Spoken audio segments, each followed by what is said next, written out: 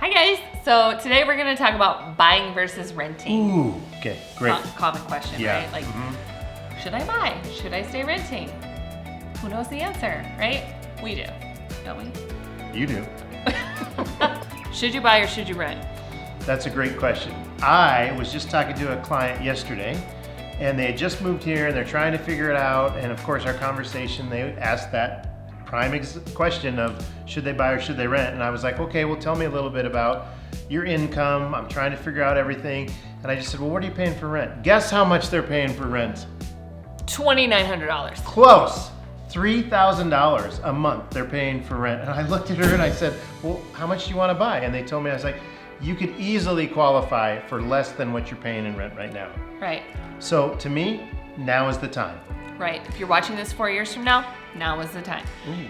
If you're watching this 2 years ago, now was the time.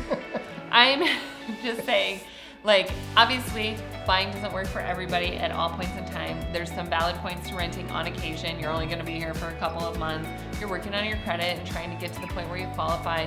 Sometimes you have to rent, but as a general rule of thumb, you should figure out your options as to what you qualify for and if buying is right for you at this moment in time, because a lot of times it is.